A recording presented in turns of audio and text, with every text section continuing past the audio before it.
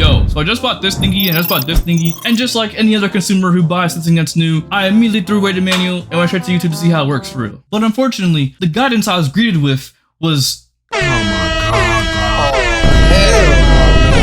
god.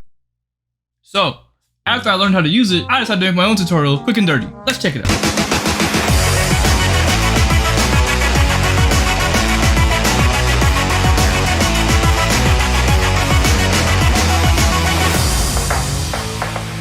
Okay, so after your trigger and your flash are turned on, you attach it to your camera while it's off. It's nice to have it off just in case. You want to set the group and the channel to the same thing so these guys can talk to each other. So press and hold this first button so the channel number gets highlighted. Use a scroll wheel to choose which channel you want to use. Let's use 3.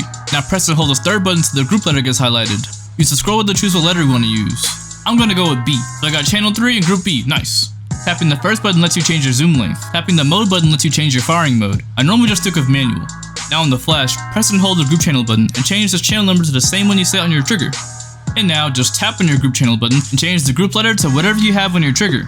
At that point, it's up to you how you want to use it and what modes you want to pick. Let me know in the comments if you want to know more detailed tutorial for how it actually works for those modes. For this particular tutorial, this is how you use HSS.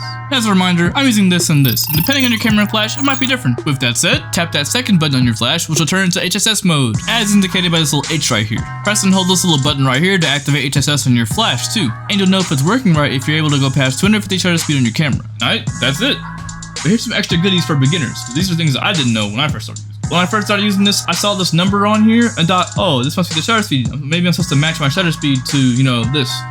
Not the shutter speed. This is just how strong the flash is. 1:1 being like full strong, full big boy, and 1/256 being, you know, weak, small boy flash. And the workflow for taking images outside, I think what would be best is to expose for your surroundings, especially for HSS. It's like change your shutter speed to whatever you need it to be, so you can see the outside buildings and all that. And what that normally will do, it'll make your subject or your model look very, very, very dark. Now this is where you use the flash actually to make them just as bright or as dark as you want them to be for the background. And lastly, don't be scared of these things. Like they are really easy to use.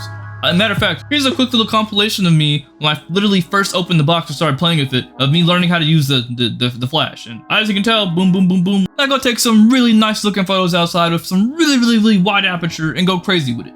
I'm out. Mic drop. I'm just kidding.